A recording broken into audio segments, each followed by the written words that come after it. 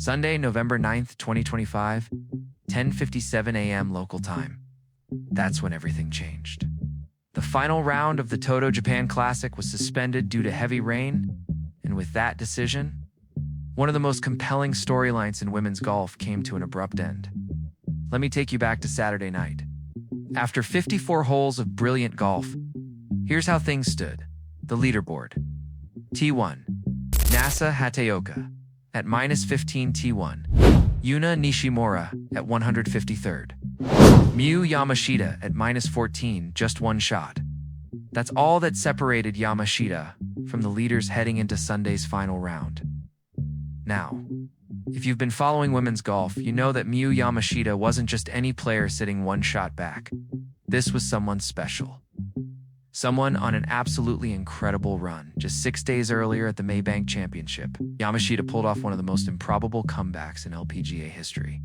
She started the final round 8 shots behind the leader and somehow won the tournament.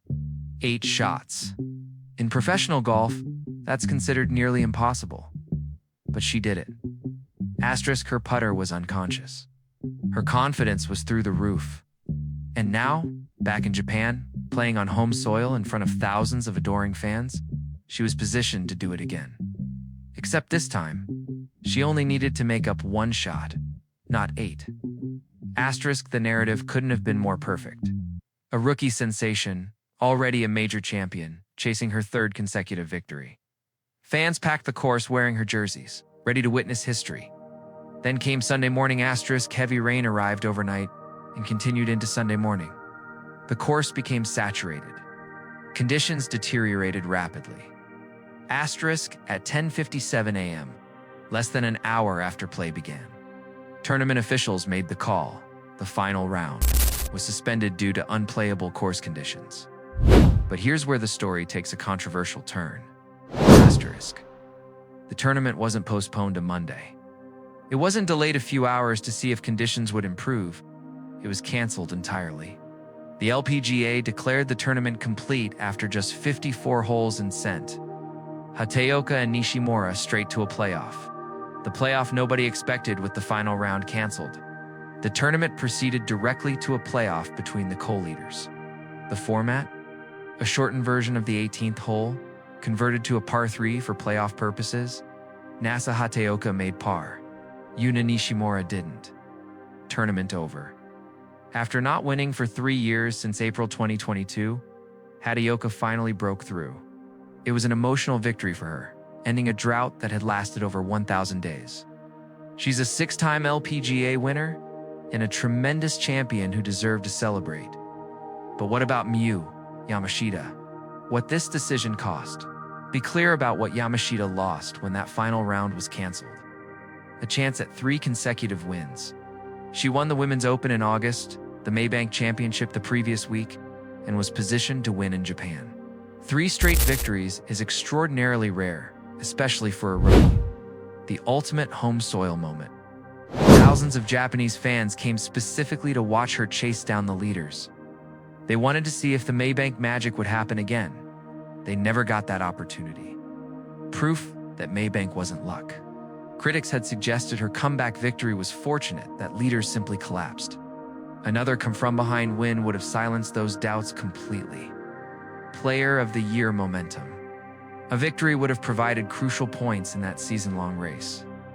Confidence heading into the season finale. The CME Group Tour Championship, with its $4 million first prize, was coming up. Winning in Japan would have given her unstoppable momentum. The questions. Nobody's asking. This situation raises some uncomfortable questions that deserve honest examination. Could they have postponed to Monday? Tournaments get pushed to Monday regularly in professional golf. Was this genuinely impossible, or simply inconvenient due to scheduling, broadcast commitments, or other logistics? Was the course truly unplayable? There's a significant difference between dangerous conditions with lightning and flooding versus simply very wet and uncomfortable conditions. The previous week at Maybank, play continued through multiple weather delays, including thunder and lightning. What made this different? Who did the cancellation benefit? Mathematically, this decision protected the leaders and eliminated the chasers' opportunities. Hataoka went from needing to protect her lead for 18 hypershare holes to playing just one playoff hole. If conditions allowed a playoff, why not more golf? They played the playoff on a shortened version of the 18th hole. If course conditions were suitable for competitive play at that point, why couldn't they have attempted to play more holes? The uncomfortable reality here is what makes this situation so difficult. We'll never know what would have happened. Maybe Hataoka plays phenomenally and wins convincingly. Maybe Nishimura surges. Maybe Yamashita manufactures another miraculous comeback. Maybe someone else entirely emerges victorious, but Sunday never happened.